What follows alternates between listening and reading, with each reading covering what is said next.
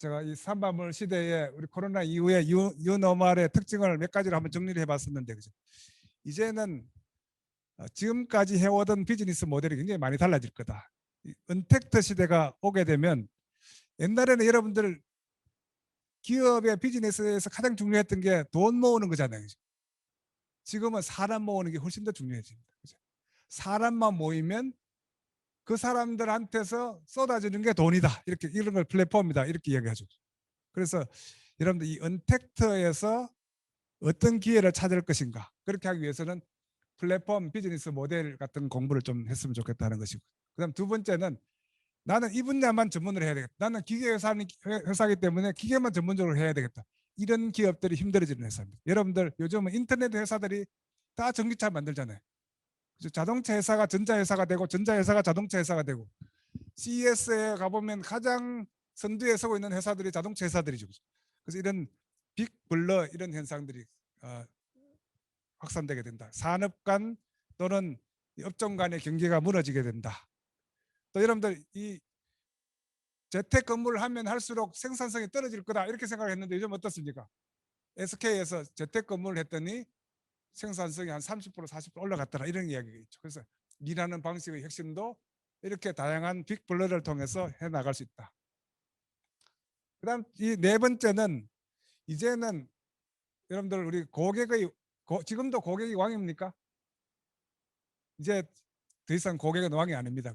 그래서 언제까지 고객 마케팅에서 고객이 왕이냐 하면 2010년도까지 고객이 왕입니다. 우리 스마트폰 나오기 전까지만 하더라도.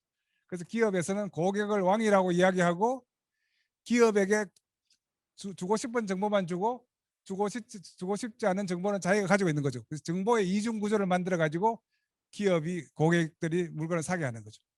근데 지금 이런 게 가능합니까? 그래서 이제는 더 이상 고객은 왕이 아닙니다. 이제는 고객이 뭐가 됐습니까? 고객이 신이 됐습니다. 기업이 가르쳐 주지 않아도 다 알아요. 그죠? 그래서 고객의 신이 된 고객의 이야기를 듣고 마케팅을 혁신하는 회사가 성공하더라 하는 이런 회사를 고객 가치 경영 이렇게 부릅니다. 그래서 신이 된 고객들이 쓴 그것을 뭐라 그러죠? 그걸 댓글이라고 그렇게 부릅니다. 그럼 댓글을 굉장히 중요시 하는 경영의 시대가 오고 있다.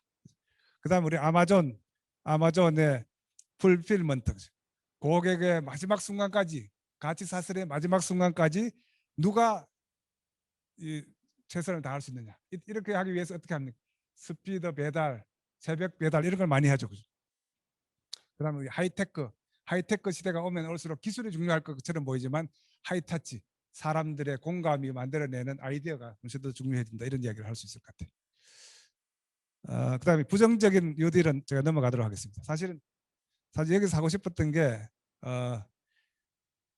사실 기업이라는 것에 대한 이 정의가 좀 달라져야 돼요. 기업이라는 게 뭡니까? 기업은 세금 공장이에요. 기업이 잘 되면 세금을 많이 내는 겁니다. 그래서 우리 지방자치단체에서는 그 기업이 더 클 수 있도록 도와주는 게 굉장히 중요하죠. 또 기업은 뭐가 되죠? 기업은 고용을 창출해내는 고용 공장이에요. 그래서 좋은 도시일수록, 미국에서 잘 사는 도시일수록, 예를 시애틀 같은데 잘 사는 도시일수록 어떤 게 많아지나요? 성공하는 기업들이 많아지죠. 그래서 가장 어떤 사람들이 행복합니까? 성공한 체험을 한 사람들이 많으면 많을수록 행복한 겁니다. 그래서 우리 성남 시애틀과 한번 비교를 해보면 성공의 체험을 많이 할 수 있도록 도와주는 것, 이런 것들을 우리 기업을 통해서 해야 되게 되는 거죠. 그래서 우리 이 자리에 계시는 많은 기업가 여러분들에게 제가 한 세 가지를 좀 전달해 드리려고 합니다. 여러분들 잘못 알고 있는 신화가 있습니다. 돈과 기술이 중요하다 이렇게 생각하고 있지만, 그죠? 돈과 기술보다도 훨씬 더 중요한 것은 타이밍입니다. 그죠? 예를 들어 어떤 아이디어가 있을 때 그 아이디어를 타이밍 좋게 캐치하느냐 하는 건데, 대체로 이런 것을 못하는 사람을 기술자라 그래요. 그래서 이런 것을 잘하는 사람을 기업가라고 부릅니다. 왜냐하면 기업가는 늘 변할 준비가 되어 있는 사람들이죠. 그래서 나중에 여러분들 제가 충분히 설명을 못 드리겠지만 실리콘밸리에서 살아남은 4%의 기업들의 특징들은 기술자를, 테크니션의 마인드를 기업가형 마인드로 바꾸려고 하는 건데, 그 기업가형 마인드의 가장 큰 특징은 변화하는 고객의 마음에서 기회를 찾는다 이런 이야기죠. 그다음 두 번째는 이게 중소기업들이 많이 있잖아요. 여러분들 우리 경영학에서 컨설팅을 가장 잘하는 한 분을 뽑아라 그러면 피터 드러커를 이야기할 수 있을 것 같아요. 이 피터 드러커의 경영의 가장 큰 특징은 폐기하는 겁니다. 없애는 겁니다. 여러분들 회사에서 모든 것을 다 잘한다. 여러분들 제품을 하나 샀는데 그 제품은 이것도 되고 저것도 되고 모든 기능이 된다. 이런 제품은 뭐라고 그러죠? 범용품이라고 그래요. 하나만 굉장히 잘할 수 있다. 이걸 뭐라고 그래요? 전문품이라고 그러죠. 그래서 여러분들 특히 중소기업들 중에서 모든 거 다 하겠다고 하는 기업은 굉장히 힘든 기업들입니다. 그래서 우리 중소기업들에게 제가 이런 제안을 드립니다. 중소기업이 이기는 길은 우리가 잘할 수 있는 것만 더 많이 하고 잘할 수 없는 것은 과감하게 포기하는 겁니다. 그래서 이 피터 드러커의 컨설팅을 듣고 가장 성공한 회사가 두 회사가 있습니다. 하나는 GM이고 또 하나는 GE입니다. GE의 잭 웰치 회장이 이 피터 드러커의 컨설팅 중에서 제일 첫 번째 질문, GE에서 세계에서 1, 2등 하는 게 뭐냐 물어봤어요. 1, 2등 하는 거 빼고 다 없앴더니 GE가 가장 핵심하는 회사가 됐죠. 가장 성공한 회사가 됐습니다. 여러분들 특히 우리 중소기업을 경영하시는 분들 직원도 적고 자원도 적은데 이것저것 다 하려고 하면 힘들어지는 거죠. 그래서 폐기 경영하는 겁니다. 그래서 양을 버리면 질이 생긴다. 이게 여러분 삼성의 신경영이죠. 그래서 제가 삼성전자의 우리 권오현 부회장이 대체로 이 수익이 안 나는 어려운 부서에 굉장히 많이 배치를 받았어요. 그래서 권오현 부회장님이 가시면 직원들 우리 구성원들을 다 모아놓고 다 발표를 시킵니다. 그중에 한 100가지 정도 프로젝트가 있으면 늘 하시던 일이 100개 중에서 95개의 프로젝트를 버렸다고 그랬어요. 버리는 과정이 굉장히 어려웠지만 5%만 살렸더니 그래서 대부분 성공하더라. 그렇죠? 그래서 이 폐기하는 것은 쉽지 않지만 폐기하면 버리면 버릴수록 전문화가 될 수 있는 거죠. 특히 제가 중소기업에 계신 분들한테 부탁을 드립니다. 그다음 세 번째는 참여하는 사람의 수가 많도록 해라. 여러분들 함께 팀보다 더 위대한 선수는 없다. 이런 이야기를 들어보셨습니까? 팀보다 더 위대한 선수는 없다. 우리 이 프리미어 리그의 퍼거슨 감독의 아주 명언인데요. 우리 대한민국 축구가 이 2000년도 이후에 굉장히 축구 실력이 세계적으로 좋아졌죠. 왜 그랬을까요? 단독 드리블 축구가 패스하는 축구로 바뀌었기 때문에 그런 거예요. 그래서 여러분들 구글에 가면 가보면 아리스토텔레스 프로젝트라는 게 있어요. 그래서 구글에 있는 여러 조직들 중에서 성과가 좋은 조직과 성과가 나쁜 조직을 4년 동안 추적 조사를 해봤더니 그 결과가 어떤 결과였을까요? 부서 간 협력이 잘 되는 조직일수록 성과가 좋더라는 거. 그래서 그런 시너지를 많이 만들어낼 수 있도록 하는. 그래서 이 시너지를 만들어내려면 어떻게 해야 될까요? 서로 공감하고 영감을 하고 이런 건데 제가 이런 테크닉은 제가 좀 더 알려드리도록 하겠습니다. 그래서 이제 정리를 해보면 우리 기업가가 항상 눈은 두 개 뜨고 있어야 됩니다. 하나는 미래를 보는 눈을 가지고 있어야 됩니다. 미래를 보는 눈이 있어요. 또 한 사람은 사람을 보는 눈을 가지고 있어요. 그래서 이 미래를 보는 눈은 뭘 만듭니까? 회사를 자꾸 이 피보팅을 만들어주는 그런 기능을 하죠. 이것을 우리 경영학에서는 동적 전환 능력 이렇게 부릅니다.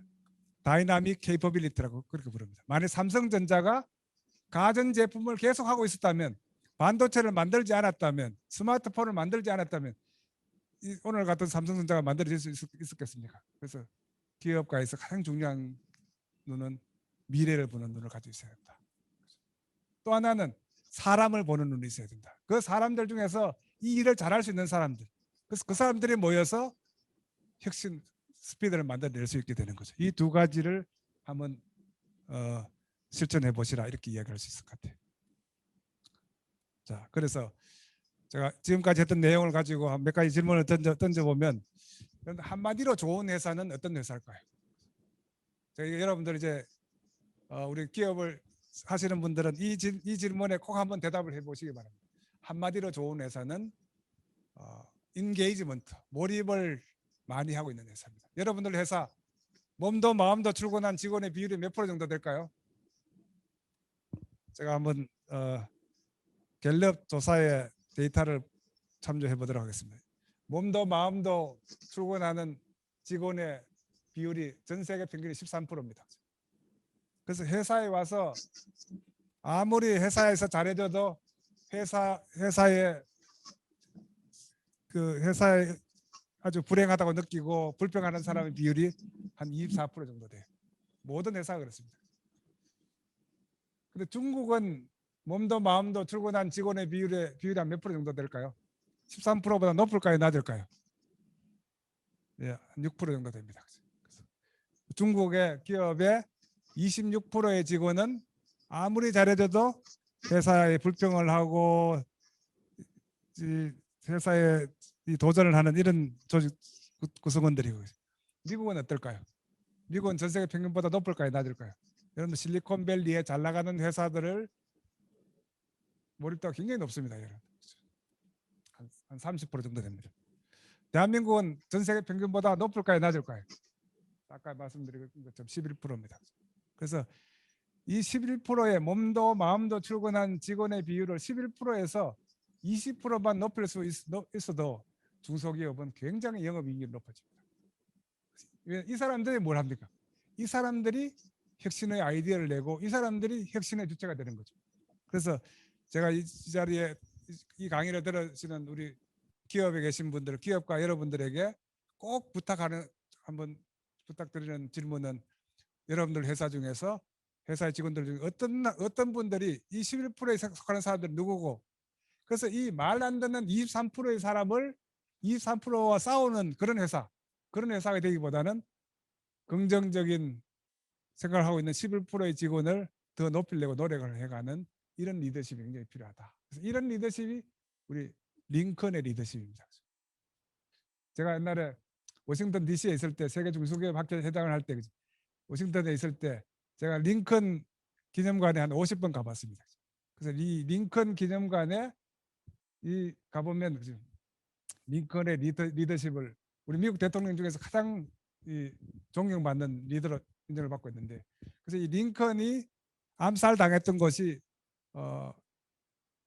포워드 극장이 있는데, 포워드 극장에 가보면 링컨 리더십에 관한 책을 한 수천 권을 가지고 이렇게 책으로 5천 건물을 지어놨어요. 꼭대기 책에 가보면 링컨 리더십을 요약하면 이렇게 나옵니다. 이런 공감이라는 거죠. 그래서 링컨은 공감을 통해서 남북 전쟁도 해결했고 노예 해방도 만들어낼 수 있다. 그래서 여러분들 오늘 한번 공감이라는 단어는, 여러분들 우리 인류가 생기고 나서 자연계의 중력이라는 게 있다면 우리 인류에는 뭐가 있습니까? 인간계에는 뭐가 있습니까? 공감이라는 게 있습니다. 그래서 이 공감이라고 하는 것은 아담 스미스의 1759년도 도덕감정론 제1장에 나오는 겁니다. 사회가 흔들릴 때, 자유시민사회에서 시민들이 흔들릴 때, 그래서 질서를 만들어가는 제일의 질서가 뭘까? 그 일의 질서가 공감의 원리입니다. 공감의 배신이 일어났을 때 뭐가 필요한 겁니까? 법이 필요하고 제도가 필요한 거죠. 그래서 이 공감을 통해서 만들어가는 이런 혁신이 일어날 수 있도록 하는 이런 것을 팬덤 이코노미다, 이렇게 부릅니다. 공감, 꿈을 주고 공감해주고, 이런 회사를 공감형이라고 그렇게 부르고, 그 반대의 경우를 노조와 늘 싸우는 이런 회사를 킹덤형이다. 킹덤이라는 건 뭡니까? 킹의 명령으로 움직이는 이런 회사들이죠. 킹의 명령으로 움직이는 회사보다는 공감하고 그 사람들이 만든 아이디어를 가지고 성공하는 회사. 그래서 여러분들 우리 이 피터 드러커가 제일 먼저 제안한 것 중에 하나가 이런 사람 중심형 조직을 만들어라. 그래서 그때 이런 회의를 할 때도 이렇게 제안했습니다. 여러분들 보통 회의를 할 때 어떻게 회의를 하시나요? 회의를 하면 대체로 한번 잘못했던 내용들을 한번 지적하고 시작하시죠. 그죠? 우리 피터 드러커식 회의는 잘못했던 것보다도 잘한 것을 가지고 한 70% 정도를 먼저 이야기해라. 긍정적인 거 가지고 이야기해주고 칭찬해주고 나머지 30%만 우리가 고쳐야 될 것을 이야기하고 하면 그 회의가 끝나고 나서 내가 이 30%를 고쳐야 되겠구나 이런 생각을 하겠지만, 그죠? 대체로 여러분들 회의 들어가면 잘못했던 걸 꾸짖고 시작하잖아요. 그럼 나올 때 어떻게 합니까? 한번 잘해보라고. 그죠? 그래서 이런 이 공감형 경영 체제에 한번 도전해 보시라 이렇게 말씀드릴 수 있을 것 같은데.